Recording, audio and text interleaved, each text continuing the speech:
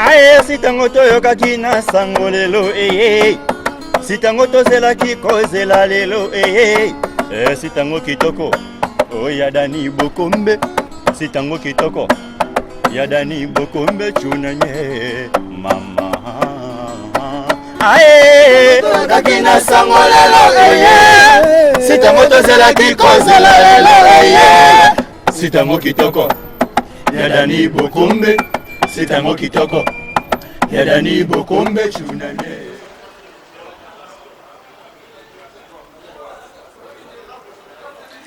Bonjour, bonjour à tout le monde, c'est Dani Tsunami. Donc, très chers amis, tous en à Bruxelles, vraiment, on a eu une conférence de presse où Félix Tshisekedi Asali, à Nakata Bela, na Bruxelles, Bamboka Badekos Mukoko, et Baginseka, donc, on a eu Awa.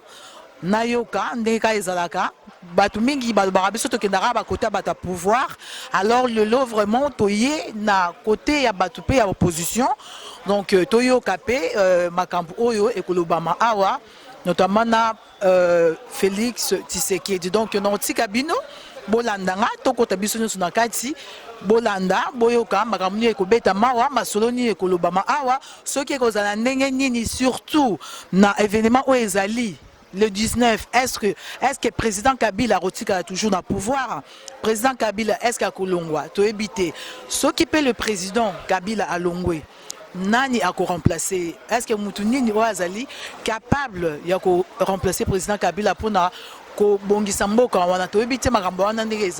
après le 19, vraiment, tu éviter qui na mois de septembre makambo nyonso elekaki parce que nga nazalaki na kini bomonaki ba innocent kaka bazokufa bato bazokufa bana bato mike bakufi makambo elekaki ebele le 19 bato nyonso baza kokana est ce que ozala ndenge nini bakobima libanda bato bakokufa il faut kaka soki avant président Longo bien négociation moresalamba il faut ka makila batu etanga to ebité alors natiki bino bandeko balandi o balanda na info tsunami.net votre site tokota na kati tolanda Félix Tshisekedi makambo akoloba merci beaucoup bolanda tokota biso nyonso merci. Nous sommes restés avec le président 2 ans et je crois que tous les observateurs ont remarqué que la descente du président sur le terrain a fait bouger beaucoup de choses. C'est l'occasion ici aussi de rendre hommage à tous ceux qui sont tombés et de vous remercier encore une fois, comme Mme Christine Chitunda a dit, pour votre bravoure et votre courage.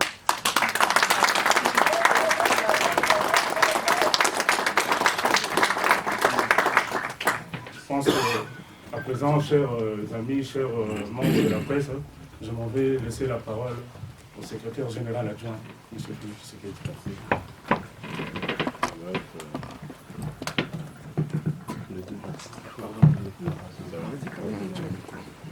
Pardon. Voilà. Puisque la parole m'est donnée, je vais pas me faire prier, je vais commencer. Non?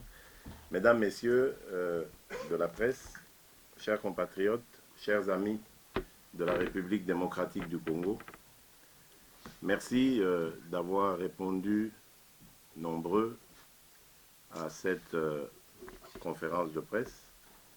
Avant de commencer, permettez-moi quand même de vous inviter à observer une minute de silence en mémoire de nos martyrs, de tous ceux qui tombent tous les jours sous les balles de la dictature qui s'accroche à la tête de ce pays.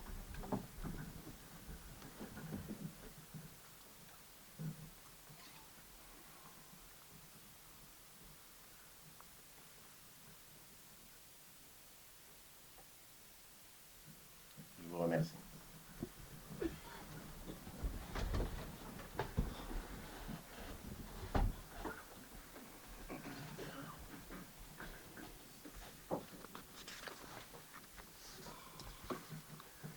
Au cours de cette conférence de presse, je m'entretiendrai avec vous sur 2 sujets principalement.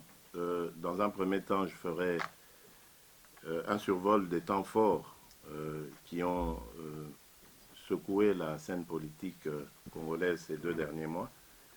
J'aborderai ensuite la position de l'UDPS et du Rassemblement par rapport à la situation politique qui est, comme vous le savez, dans une sorte d'impasse ou d'incertitude. Mais évidemment, le but est de vous donner de l'espoir et surtout de vous donner une lecture exacte de la situation qui prévaut actuellement. Alors, au point 1, notre pays traverse la période la plus critique de son histoire, marquée par une crise politique grave, intentionnellement ou superficiellement créée et entretenue par M. Kabila et son régime, afin de violer la Constitution qui limite pourtant le mandat du chef de l'État à une durée de 5 ans, une fois renouvelable, conformément à l'article 220 de la Constitution. Les avertissements des observateurs formulés au lendemain des élections chaotiques de 2011, qui ont permis à Joseph Kabila de s'accaparer du pouvoir alors qu'il avait perdu ces élections, tout le monde le sait, les recommandations de la communauté internationale depuis 5 ans pour veiller à l'organisation d'un processus électoral crédible n'ont pas suffi à ébranler la détermination de M. Kabila à briser le pacte républicain signé à Sun City, en Afrique du Sud, il y a plus de 10 ans. En effet, au cours de ces 5 dernières années, le régime de M. Kabila s'est employé à saboter le processus démocratique, notamment en tentant de modifier la Constitution et la loi électorale, en détournant chaque année, depuis 2012, le montant de 250 millions alloués par le Parlement au budget de la CENI pour le processus électoral, en instrumentalisant les institutions de la République, dont la CENI et la Cour constitutionnelle, en réduisant l'espace politique et médiatique et en intentant des procédures judiciaires arbitraires contre les opposants et les membres de la société civile. Suite à cette situation déplorable, nous sommes obligés de constater qu'il est techniquement impossible d'organiser des élections crédibles dans le délai constitutionnel. Ainsi, pour éviter le chaos, M. Étienne Tshisekedi, le président de l'UDPS et du comité des sages du Rassemblement, a préconisé la tenue impérative d'un dialogue inclusif visant à régler cette crise créée artificiellement, comme je vous le disais, par M. Kabila et son régime, afin de se maintenir au pouvoir. Malheureusement, la désignation de M. Edem Kodjo dans des conditions obscures, nous en parlerons si vous voulez, comme facilitateur du dialogue initié par l'Union africaine, la convocation suspecte de ce forum par le même Kodjo transformèrent ces assises en un monologue du camp de M. Kabila, élargi à une infime partie de l'opposition. Pour marquer son rejet de cet accord, notre peuple a répondu massivement à l'appel du Rassemblement à observer une journée ville morte le 19 octobre 2016, comme il l'avait fait un mois plus tôt, dans les rues de Kinshasa pour signifier le préavis de 3 mois qu'il reste à M. Kabila pour accomplir son mandat. Au point 2, je parlerai de la position de l'UDPS et du Rassemblement des forces politiques et sociales acquises au changement face à la volonté de M. Kabila de se maintenir au pouvoir au-delà du 19 décembre 2016. Face au danger que court la République démocratique du Congo de retomber dans ses démons du passé, les démons de la division et de la guerre, le Rassemblement des forces politiques et sociales acquises au changement a pris ses responsabilités en proposant un schéma de sortie de crise qui consiste à organiser rapidement un vrai dialogue conformément à la résolution 2277 des Nations Unies et qui se penche sur la gestion du pays pendant la période de la transition qui ira de la fin du mandat de M. Kabila, le 19 décembre 2016, à la tenue d'élections présidentielles et législatives. Pour ce faire, le rassemblement des forces politiques et sociales acquises au changement préconise la nécessité de définir un régime spécial devant assurer la gestion du pays de manière à organiser sans tarder ces élections dans le respect de la Constitution et des normes démocratiques. Car il ne faut pas perdre de vue que les mandats des députés provinciaux, des sénateurs et des gouverneurs sont arrivés à expiration depuis à peu près 2012 et que le mandat de M. Kabila se terminera le 19 décembre 2016, bien quelques mois avant celui des députés nationaux qui, eux, prendront fin en février 2017. Et donc, dans quelques mois, le Congo, notre pays, risquerait de se retrouver sans institution légale et légitime. Enfin, mesdames, messieurs de la presse, mes chers compatriotes et amis de la RDC, en conclusion, je dirais que, comme vous pouvez le constater, l'heure est grave. La République démocratique du Congo est à la croisée des chemins. Par l'obstination d'un seul individu à vouloir se maintenir au pouvoir coûte que coûte, appuyé en cela par son clan politique, notre pays risque de sombrer dans un chaos indescriptible. Le peuple est déterminé à faire respecter sa constitution et à vivre une alternance démocratique et pacifique qui lui ferait espérer des lendemains meilleurs. Sa détermination affichée lors des événements des 19 et 20 septembre dernier prouve à suffisance qu'il n'est pas prêt de reculer devant la terreur lui imposée par ce régime finissant. C'est pourquoi nous exhortons la communauté internationale, ainsi que les hommes et les femmes de bonne volonté, de peser de tout leur poids pour aider la RDC à sauver son processus démocratique entamé tant bien que mal depuis le dialogue intercongolais en 2003 à Sun City. Et donc pour terminer, je me mets à votre disposition en vous remerciant pour votre attention et ensemble avec les collègues, le docteur Loseke et Ange Pabolangui, nous accepterons de répondre à vos questions. Merci beaucoup. Bonjour à vous tous. Je voudrais compléter le secrétaire général adjoint sur ce qu'il vient de dire. Un membre du rassemblement ne peut jamais signer l'accord du camp Tchachi ou l'accord de la cité de l'OUA. Pour quelle raison?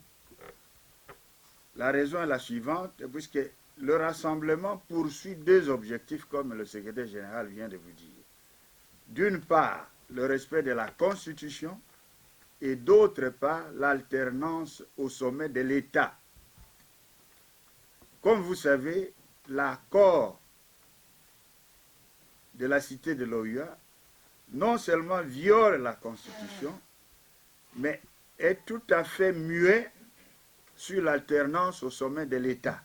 Ça veut dire que quelqu'un qui quitte le rassemblement et qui va de l'autre côté était quelqu'un qui était une taupe dans le rassemblement, qui en fait est membre des composantes du monologue de l'OUA.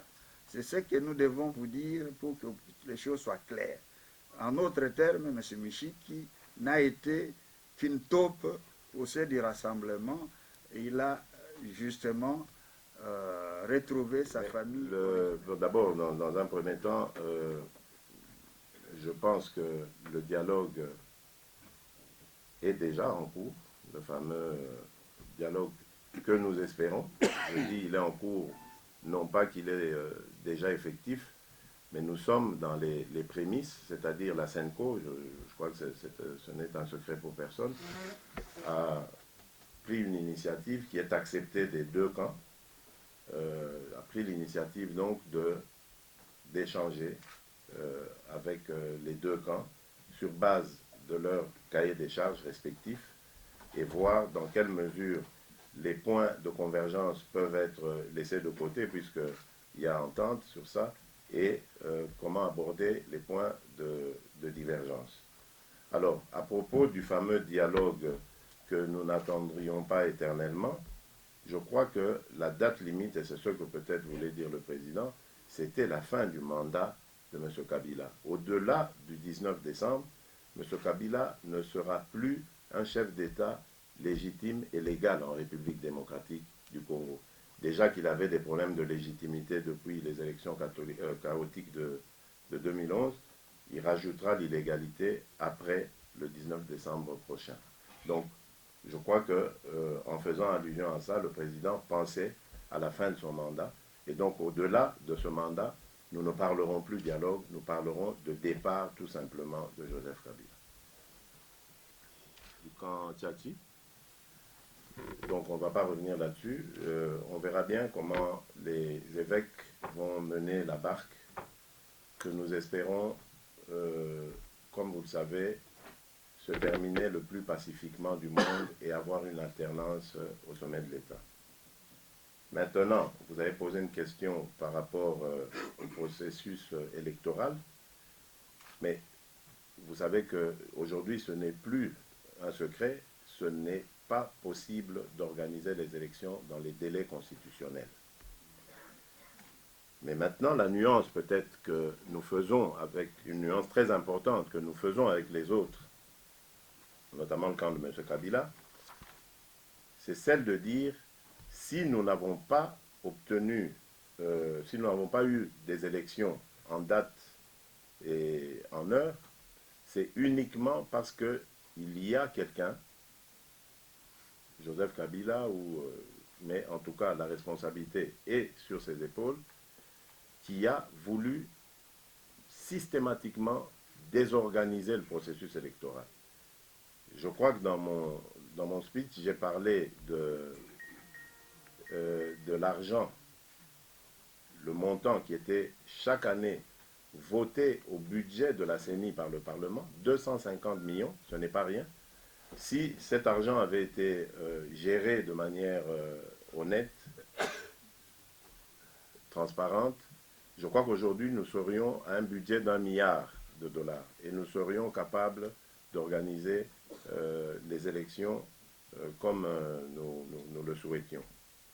Eh bien, à cause de cette mégestion, qui pour nous d'ailleurs a été systématiquement orchestrée, nous ne pourrons pas avoir d'élections. Et c'est ainsi que nous disons, on ne peut pas donner une prime à ceux-là même, représentés par Joseph Kabila, qui sont à la base de l'échec d'organisation des élections. C'est une honte que la République démocratique du Congo traîne à travers le monde. Même les pays africains se moquent de nous. C'est impensable de ne pas organiser des élections dans les délais constitutionnels. Et donc nous disons, à cause de ça, Joseph Kabila ne peut pas être celui qui va diriger cette transition. Pour nous, il s'arrêtera le jour où son mandat s'arrête. Voilà pourquoi nous voulions depuis toujours de ce dialogue avant le terme de son mandat. Parce que grâce à ce dialogue, nous pourrons ainsi définir, et donc je réponds indirectement à votre troisième question sur le régime spécial, nous pourrions ainsi définir ce que serait ce régime spécial. Pourquoi est-ce qu'on dit régime spécial? Mais simplement parce qu'à situation exceptionnelle, mesure exceptionnelle. Nous avons été entraînés dans cette situation spéciale par des gens mal intentionnés, dont le but était de positionner leur leader et de ne donc pas organiser les élections en nous mettant tous sur le fait accompli et pensant que nous accepterions donc de continuer dans ce désordre, dans cette incertitude, avec Joseph Kabila à la tête. Nous disons non, 3 fois non, parce que tout simplement, s'il a été incapable d'organiser les élections dans les 5 ans qui précèdent ici, comment peut-il en être capable dans les mois? Parce que nous demandons, grâce à l'expertise que nous possédons, que ces élections, et c'est possible de les organiser, soient tenues en 2017. La date restera à convenir parce que le calendrier lui-même, nous proposons qu'il soit adopté par ce dialogue, au cours de ce dialogue. Donc nous disons, tant qu'il n'a pas été capable de le faire en 5 ans, il ne pourra pas organiser ces élections dans les mois qui viennent. Ça, c'est une chose. Et la seconde, étant donné que nous savons quelles sont ses intentions réelles, c'est-à-dire celle de se positionner ad vitam aeternam à la tête de la République, sans qu'il y ait de consultation populaire quant à son mandat, nous disons qu'il faut l'arrêter au terme de celui-ci, plutôt que de risquer le chaos en le maintenant à la tête du pays. Voilà ce que j'ai à vous répondre. Je ne sais pas si le docteur a quelque chose à rajouter. Oui, merci. Oui, par rapport à l'hypothétique dialogue inclusif, Il faut savoir que nous avons des divergences. D'abord des préalables et des divergences. Les divergences, vous les connaissez, puisque ce sont des divergences qui servent tout simplement à la décrispation de la situation politique. Et ces préalables dépendent uniquement de M. Kabila seul. Même en un jour, aujourd'hui, il peut décider de libérer les prisonniers politiques, de libérer les médias, d'arrêter les poursuites judiciaires, tout ça, il peut le faire. Mais vous constatez qu'il est de mauvaise foi. Il ne veut pas la décrispation de la situation politique. D'autre part, sur les divergences, elles sont fondamentales. Vous avez lu notre feuille de route que nous avons donnée à la SENCO. Nous avons souligné que ces divergences sont fondamentales et qui n'ont pas, la plupart de ces divergences n'ont pas été vidées par l'accord de la cité de l'OUA. C'est pour ça que nous appelons fondamental. Je vous cite à titre d'exemple, l'accord de la cité de l'OUA ne fait pas mention sur l'interdiction de la révision ou du changement de la Constitution. L'accord de l'OUA ne fait pas mention sur le fait que M. Kabila ne doit pas ou ne peut pas se présenter pour un 3e mandat. L'accord de la cité de l'OUA ne fait pas non plus mention sur la résolution 2277 qui impose à notre pays et surtout à M. Kabila le respect des droits de l'homme et surtout la libération de l'espace politique. Il y a d'autres divergences aussi sur lesquelles je ne veux pas m'atteler. C'est pour vous dire que si nous voulons résoudre tous ces problèmes, il faut que M. Kabila soit de bonne foi, mais nous laissons aux évêques de piloter cette situation qui n'est pas toujours facile et nous ne savons pas quels résultats ça va donner. Mais la chose la plus importante, c'est que nous ne voulons pas que M. Kabila nous entraîne dans un dialogue pour dépasser la date du 19 décembre. Pourquoi? Parce qu'il peut nous entraîner comme ça dans un dialogue qui n'en finit pas et pour désamorcer la situation du 19, il risque de dire non, nous sommes pendant les dialogues, il n'est pas question qu'il y ait des manifestations ou un programme spécial pour le 19 décembre que nous avons prévu. Donc, il faudra que ce dialogue se tienne avant, impérativement, et pas déborder les 19. Et d'ailleurs, nous pourrions même, et ça c'est le rassemblement qui va le fixer un deadline pour lequel ce dialogue doit se tenir impérativement. puisque nous gardons intacte notre pression sur le 19 décembre. Je pense qu'il faut qu'on se comprenne là-dessus. Et c'est le message que nous tenons à vous donner aujourd'hui. D'accord. De la situation que aujourd'hui l'UDPS aussi peut changer de stratégie. C'est-à-dire prendre les armes. Vous le savez bien que M. Kabila ne va jamais respecter la Constitution. Il n'a jamais respecté la Constitution. Et le bête monologue, comme vous le dites, et tout le monde le sait, il ne va jamais le respecter. Est-ce que l'opinion publique et les Congolaises demandent aujourd'hui, l'UDPS est-il prêt à prendre les armes comme les opposants syriens, comme les opposants à Maïdan en Ukraine, pour débouter ce monsieur-là, vu que ce monsieur-là ne va pas partir, ne va jamais respecter ni la Constitution, ni le résultat des monologues qui s'est fait au cité de l'OIA. Merci. À César, ce qui est à César, la lutte armée doit être menée par ceux qui en ont la capacité. Etienne Tshisekedi n'a, à ma connaissance, jamais été un leader militaire, ni dans une école militaire quelconque pour apprendre la stratégie de combat. Je ne pense pas non plus que le problème ou la solution au problème de notre pays se trouve dans le fait que l'UDPS veut ou ne veut pas prendre les armes. Il y a eu dans notre pays des compatriotes qui ont pris les armes. On sait où est-ce qu'on en est aujourd'hui. Nous dénombrons plus de 6 millions de morts. Parce qu'un jour, des gens avaient cru bon de prendre des armes en se faisant aider par des pays voisins et pour venir chasser la dictature de l'époque. Depuis lors, nous allons de malheur en malheur. Parce que des individus avaient voulu aller à l'aventure.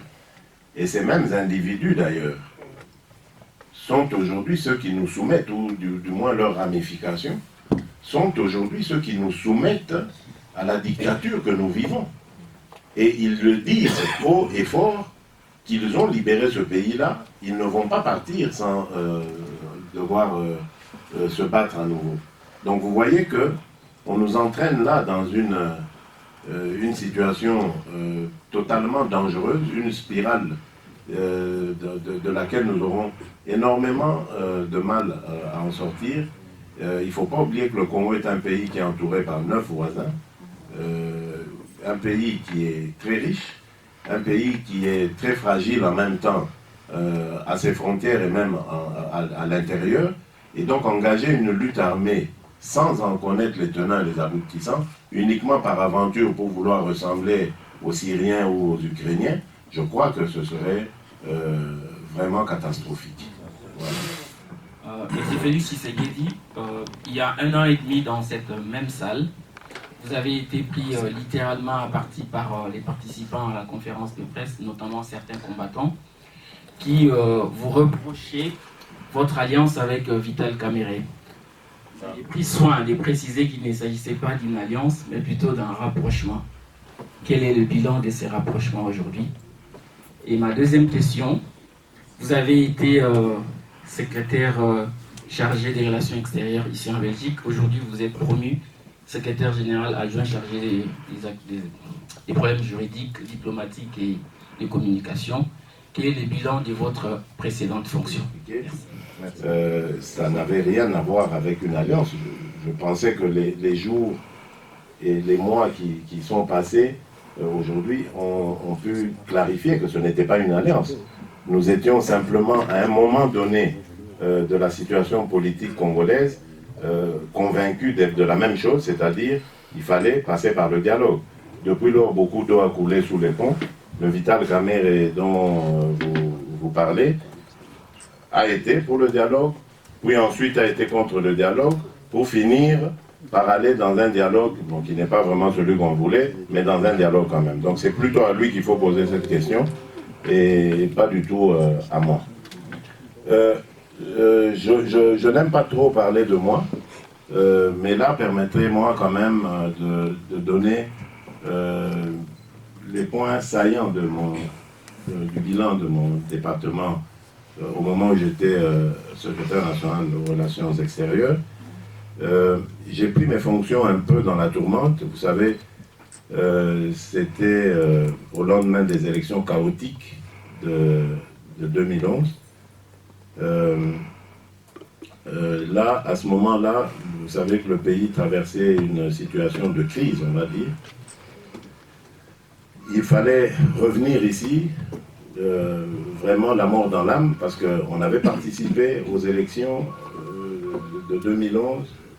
Tout le monde sait qu'à la fois au niveau présidentiel et législatif, l'UDPS avait cartonné, passez-moi l'expression, mais nous avions été victimes d'une escroquerie.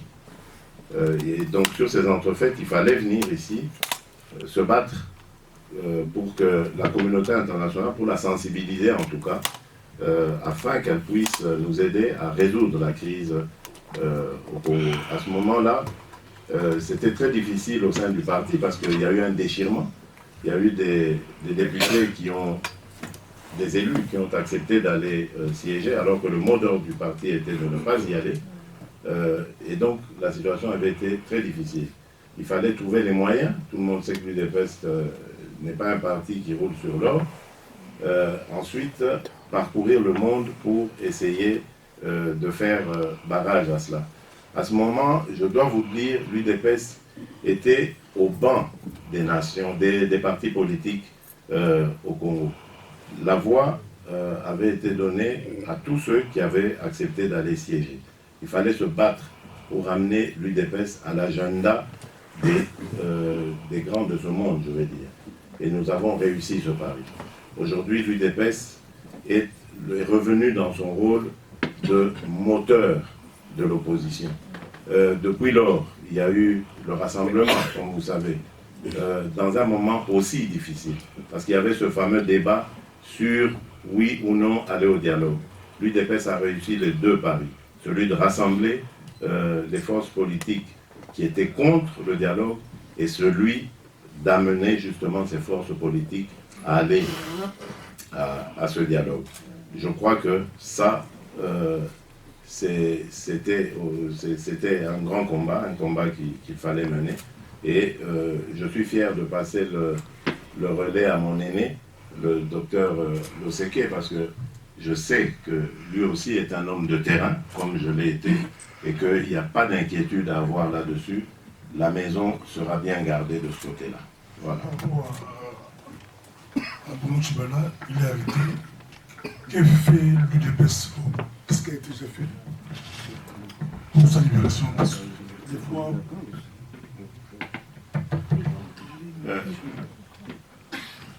Justement arrêté.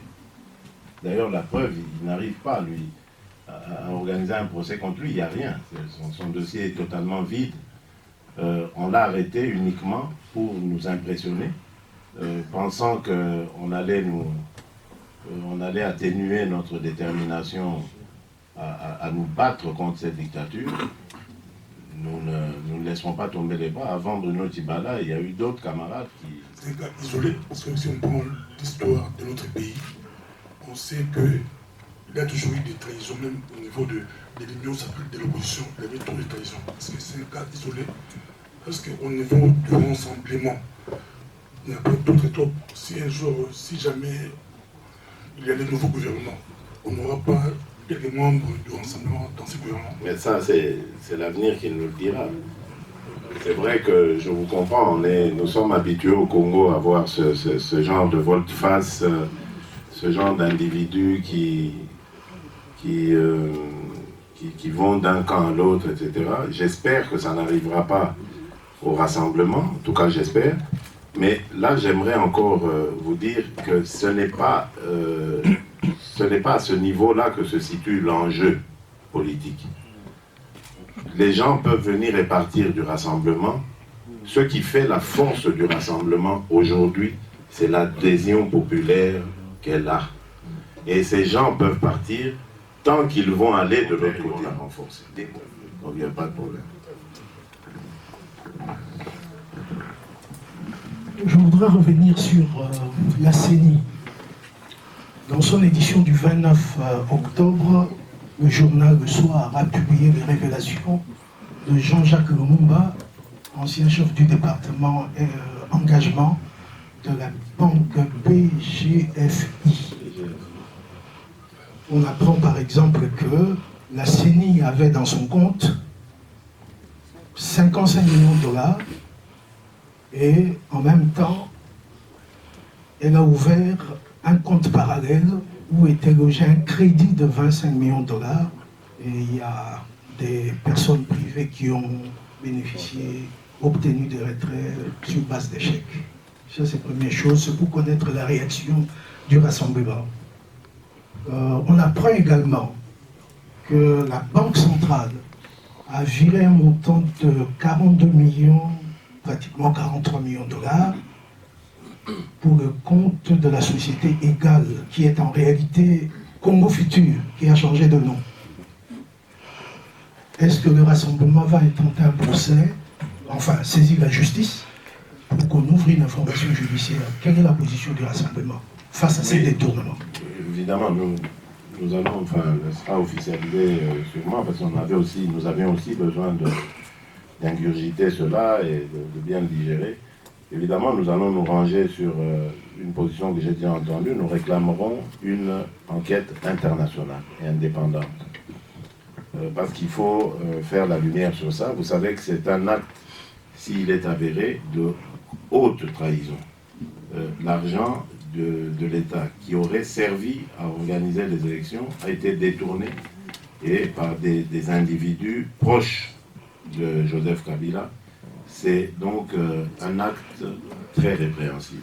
Nous allons exiger la lumière et évidemment des sanctions jusqu'au plus haut des responsables de cette escroquerie.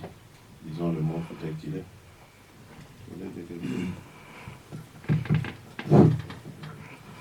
En fait, comme vous savez, la CENI dépend de l'Assemblée nationale. Et lorsqu'on constate que le président de la CENI, à titre personnel, envoie des personnes dont certaines personnes sont suspectées d'être, dont l'une des personnes est suspectée d'être sa maîtresse, vous voyez que c'est très grave. Et notre Assemblée, soi-disant l'Assemblée nationale, n'a pas interpellé ni demandé la démission du président de la CENI. Ça veut dire que nous sommes dans un état bananière où on tolère tout, n'importe quoi. Et nous, à notre niveau, au niveau du rassemblement, nous allons creuser cette affaire-là. Et pour voir clair.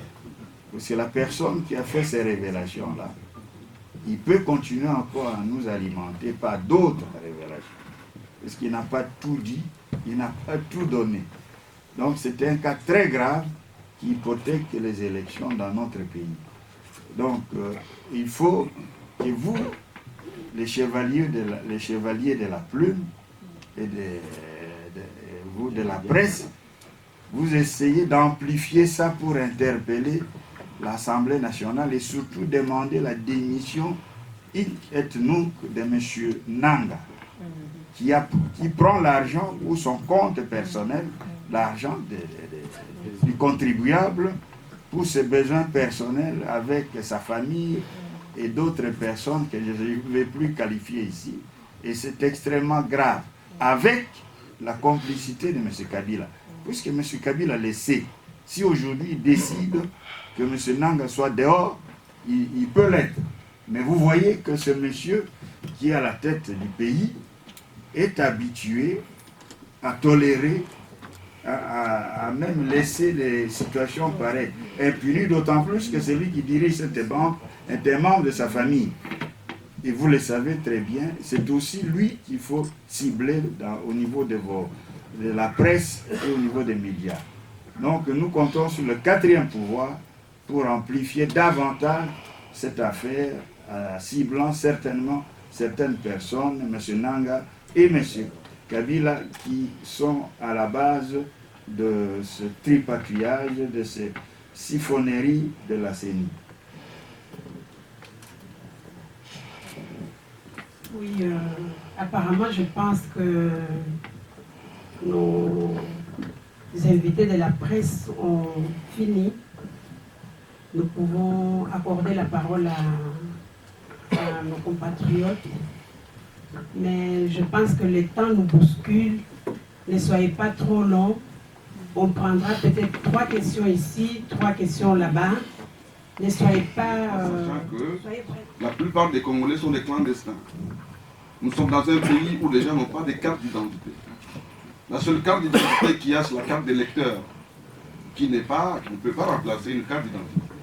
Alors je voulais savoir quelle est la stratégie du rassemblement pour réorganiser les élections dans notre pays, même si dans 1 an ou dans 2 ans.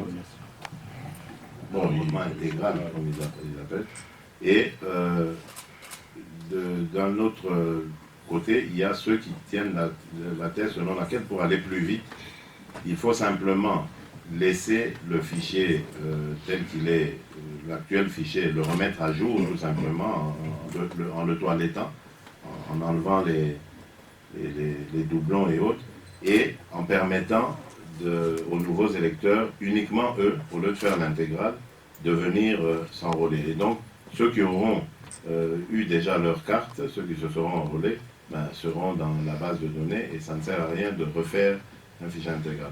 Donc je crois que le moment venu, il faudra lever les options nécessaires parce qu'il faut aller vite, vite et bien. Il ne faut pas nécessairement se précipiter de finir le processus électoral. Il faut bien l'organiser. Et je pense qu'à ce sujet, c'est possible, en tout cas selon plusieurs experts que nous avons vus, entendus, c'est vraiment possible d'organiser des élections dans les mois à venir. On n'a pas besoin de plus d'1 an, 2 ans, etc. Parce que ça donnerait aussi d'ailleurs des ailes à Joseph Kabila qui a forcé les gens à faire un accord pour des élections hypothétiques en avril 2018. Je pense qu'au courant de l'année 2017, selon plusieurs experts, c'est possible d'aller à des élections crédibles avec ce fichier. Alors, vous parlez des gens qui n'ont pas de papier, qui n'ont pas... je crois que ceux-là, ils iront s'enrôler, tout simplement. S'ils n'ont pas de carte, ils vont s'enrôler en même temps comme électeurs et pour utiliser cette carte comme carte d'identité aussi. Voilà. Maître Bidor, capitaine Ngoula. Ma première question va d'abord s'adresser au docteur Loseke parce qu'il a lâché le mot. République bananière. Mais pour l'essentiel, ma question ou mes préoccupations tiennent à l'évaluation du combat qui est mené par l'opposition politique à la République démocratique du Congo. D'habitude, elle accuse, mais elle ne partage pas ses propres faiblesses. J'entends dire ici qu'il faudrait qu'on interpelle certains députés qui n'ont pas su, dans le délai et à l'heure, déjà depuis 2012, de crier, de lancer un SOS pour dénoncer des non-décaissements de 250 millions. Alors, lorsque le docteur Loseke nous promet qu'il va interpeller les députés qui n'ont pas fait bien leur travail, je me dis, on tend maintenant vers quasiment la dissolution du rassemblement. Si un député du rassemblement était là debout, on l'aurait peut-être bien interpellé. Comment allez-vous rassurer, via cette interpellation, promettre la consolidation du rassemblement? Je m'adresse maintenant à M. Félix Tshisekedi, secrétaire national adjoint. Le secrétaire général adjoint, oui, on n'est pas encore habitué, on vient d'être présent. Monsieur le secrétaire général adjoint, ma préoccupation profonde est la suivante. Vous avez entendu une question, vous avez convoqué le 17 décembre. Comment allez-vous vous comporter? Et je vais terminer par là. Quels sont les postes de responsabilité que le rassemblement entend occuper pour faire accélérer le processus? Au fait, la distraction dans laquelle se trouve logée notre opposition actuellement, c'est de dire nous allons exercer des pressions. Je crois que nous sommes en train de nous endormir dans une honte inutile, alors qu'il faut appliquer la théorie de l'homme qu'il faut à la place qu'il faut afin de faire accélérer ce processus électoral. J'ai dit.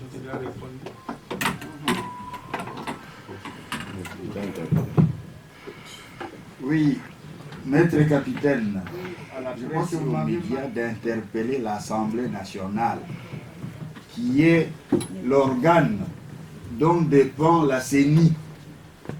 Et j'ai demandé aussi à cette même presse d'insister sur le fait qu'il faut que M. Nanga démissionne ou qu'on demande sa démission. J'ai oublié de vous dire qu'il y a un honorable courageux qui est le Kondo, qui a déclaré hier qu'il faut absolument que M. Nanga se pointe à l'Assemblée nationale pour s'expliquer. C'est un député courageux, mais il faut que tout le monde le fasse. Pourquoi? Parce que Nanga est couvert par M. Kabila. Il faut le dire, il faut avoir le courage de le dire. Mais vous, M. Capitaine. Donc, c'est ça que j'ai dit tout à l'heure. Et je dirais juste un mot sur la question adressée au secrétaire général adjoint concernant la lutte armée. Je vois que vous y revenez souvent. Vous savez que nous ne changerons pas notre option de la lutte non violente, puisqu'il y a des stratégies non violentes qu'on n'a même pas encore appliquées dans ce pays. Et nous pensons être avec vous pour les appliquer réellement le 19 décembre. Oui, moi je rajouterais simplement que vous ne devez pas sous-estimer la pression populaire. J'en sais quelque chose, vous savez, j'ai vu, dans le cadre de mes attributions, j'avais rencontré tous les diplomates en poste à Kinshasa avant les événements des 19 et 20 septembre dernier. Et à tous, je leur disais de ne pas sous-estimer les Congolais. Les Congolais ne veulent plus de Joseph Kabila au-delà du 19 décembre. Je sentais que c'est par politesse qu'on m'écoutait. Mais croyez-moi, après les 19 et 20, ils nous ont parlé autrement. Ils avaient vraiment beaucoup de considération pour ce peuple. Et je crois même que c'est grâce à ça, parce qu'il n'y a pas encore eu de lutte armée, c'est grâce à ça que le dialogue Medine Kabila, emmené par Kodjo, est en train d'échouer. Kabila était à Luanda pour essayer d'obtenir un soutien de ses pairs africains, mais vous avez vu qu'on l'a ramené à la table des discussions. Et aujourd'hui, la CENCO, avec son aval, a entamé des négociations ou des consultations, appelons ça comme on veut. Donc c'est la preuve que lorsque les Congolais ont parlé les 19 et 20 décembre dernier, et même plus tard, il ne faut pas négliger la ville morte du 19 octobre, celle-là aussi, c'était une réponse cinglante à ceux qui venaient d'être signés la veille. Tout le monde, y compris eux-mêmes du camp Kabila, ont observé la ville morte. Donc c'est pour vous dire que l'énergie de notre peuple les avait même atteints. Donc, croyez-moi, il ne faut pas négliger la pression d'un peuple en colère. Et le nôtre est en colère. Voilà. Monsieur Félix, je salue l'Assemblée au nom quand même de la jeunesse congolaise, de la diaspora, de la résistance congolaise. Monsieur Félix, j'ai beaucoup de respect pour vous. Maman Tchitché, ça fait plus de 15 ans que nous avons combattu avec vous. Oui. J'ai vu la souffrance de ces partis ici en Belgique. J'ai vu les gens avec qui nous avons combattu pour soulever l'IDPS. Je les connais. Nous avions passé des nuits avec vous, d'ailleurs, devant l'Union européenne. Oui. Monsieur Ange était là. Certaines mamans, il y a d'autres personnes qui sont malades, ne sont pas là. Qui ont souffert pour que ces partis soient au niveau là au niveau où il est. Mais, mesdames et messieurs, l'IDPS d'hier et d'aujourd'hui n'appartient pas qu'aux membres de l'IDPS. Aujourd'hui, l'IDPS appartient à tous les Congolais. Le président Tshisekedi n'a pas été élu en 2011 que par les gens de l'IDPS. Il a été élu par tous les Congolais. Comme c'était en 2006, lors des élections d'où M. Bemba a été élu, c'était par tous les Congolais, avec même l'aval de l'IDPS. Aujourd'hui, 10-15 ans après, avec le même M. Kabila, quelqu'un qui ne respecte ni la loi, ni la Constitution, ce type, il a passé son temps à assassiner et à tuer. Maman, on parle, c'est le fait de la colère. Ce monsieur a passé son temps à assassiner les Congolais, à piller la richesse du Congo, voire même aller vendre l'uranium du Congo à la Corée du Nord, Vous venez de parler ici de détournement de 250, de plus de 250 millions de dollars qui étaient destinés à organiser des élections.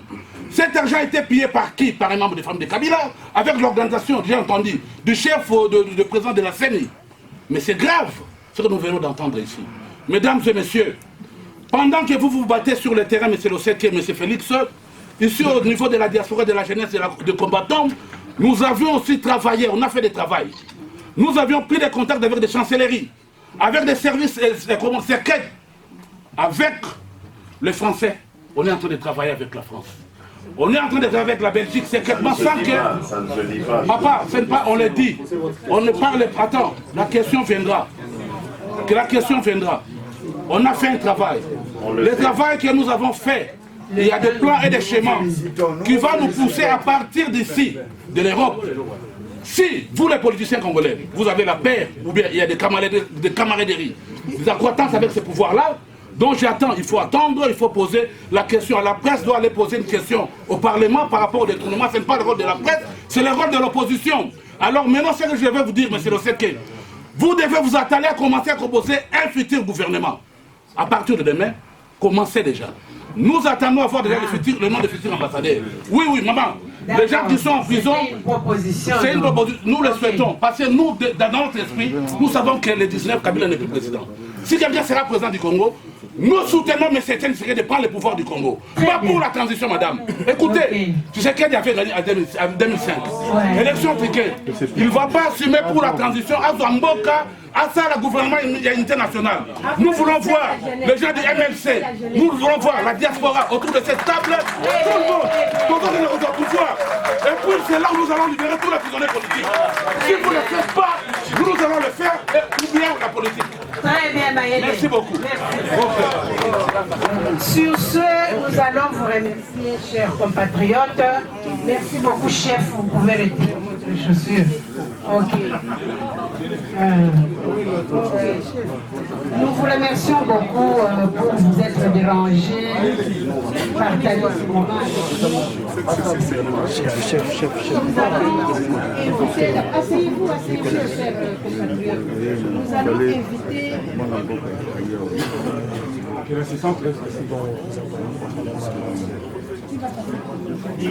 S'il vous plaît. Oui. S'il vous plaît. Je crois que vous avez suivi sur les réseaux sociaux, le rassemblement organise une marche, c'est 18, à partir des portes de Namir à 12h. Nous crions, nous parlons tout, nous voulons, nous aimons tous le Congo. Il faut être là à l'heure. C'est samedi le 18, c'est un vendredi 18. C'est vendredi. Au ministère des Affaires étrangères belge. Soyez là à l'heure pour que nous puissions faire entendre la voix du peuple congolais. De deux, s'il vous plaît, monsieur. De deux, nous sommes tous à la fin de notre point de presse. Nous vous remercions d'avoir été là. Honorable, le membre de sa délégation vont partir. S'il y aura des petites questions, nous allons vous accorder pas plus 30 minutes dans le hall là-bas. Le dernier mot, c'est juste, il n'est pas pour la presse. Ok, merci. Oui, nous insistons, hein, pendant ce temps-là, si vous voulez bien dégager le passage, le secrétaire général adjoint et le secrétaire national aux relations extérieures vont juste s'éclipser un peu pour...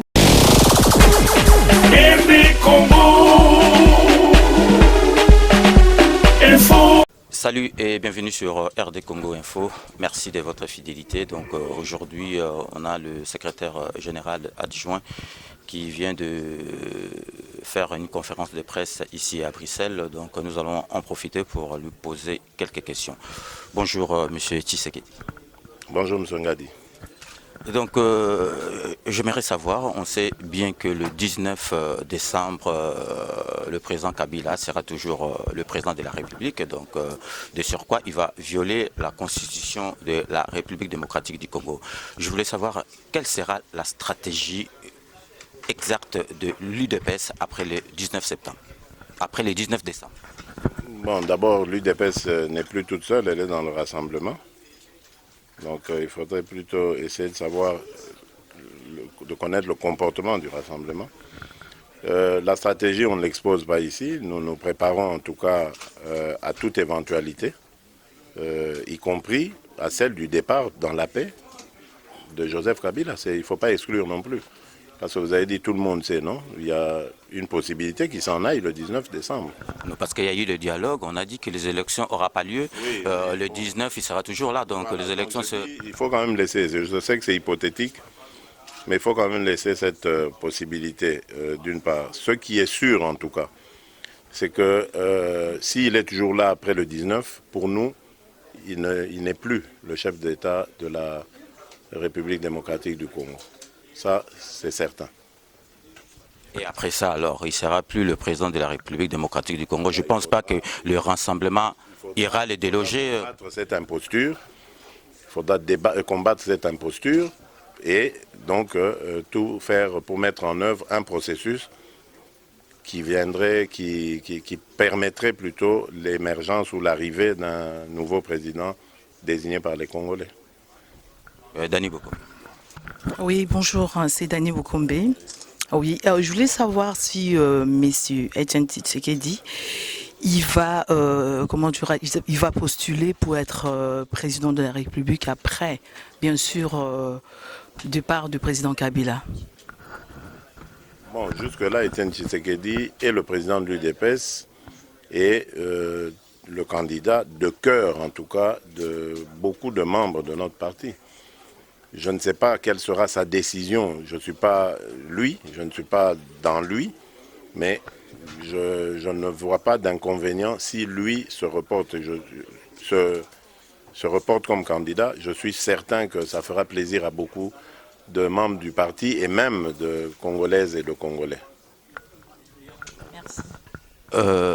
Monsieur Tshisekedi, dans l'hypothèse où on aura un gouvernement de cohésion, est-ce qu'on pourra s'attendre qu'on voie sur la liste de ministres monsieur Tshisekedi qui est là? Oui, mais ça dépend. Vous parlez de quelle hypothèse? On a eu des élections et puis les électeurs, les Congolaises et les Congolais nous obligent de cohabiter ou bien... Non. Après les 19, le président Kabila reste président. La charrue avant les bœufs. Ici, il faut d'abord obtenir le respect de la Constitution. On n'a pas pu respecter la Constitution au niveau de l'organisation des élections, ce qui fait qu'on est obligé de déborder pour le processus électoral. Mais par contre, par rapport à Joseph Kabila, rien ne nous interdit de respecter la Constitution. Donc, dans ce cas-là, lui ne continuera pas et donc on parlera autrement. Il faudra revenir alors à ce moment-là pour me demander si je ferai partie de ce gouvernement. Mais pour le moment, je préfère me concentrer sur le fait de faire respecter la Constitution. Nous ne sommes pas les seuls à le dire. La résolution 2277 du Conseil de sécurité des Nations Unies le recommande. Nous sommes à fond pour le respect de cette résolution. Nous allons voir et on en reparlera peut-être après le 19. Est-ce que Félix Tshisekedi pourrait être le prochain candidat aux élections présidentielles après Kabila? Bon, je ne sais pas. Là, on est dans la fiction complètement. Pour ça, il faut d'abord qu'Etienne Tshisekedi ne le soit pas. Et ensuite, il faut que les membres de l'UDPS me portent comme candidat. Donc, vous voyez, il y a beaucoup de si ici. Attendons voir. Ne soyons pas pressés. Moi, j'aime bien mettre un pied devant l'autre et on verra. Pour le moment, c'est Joseph Kabila notre problème. Il ne doit pas dépasser la date du 19 décembre. Ensuite, on verra. Merci. Bandeko Balandi, bonjour. Nabinonyo Sobotalaka, Dani Tsunami. Votre site internet infotsunami.net. Voilà, très chers amis. Bomoni, Tozanagata à Bruxelles. Donc, Toyaki, conférence de presse, il y a IDPS, Oyo. Félix Tshisekedi asalaki anakata ya Bruxelles alors tolongwe Paris toyaki pona kopesa bino ba information boyebi kanga ndenge ezalaka donc site na bino infotsunami.net vraiment na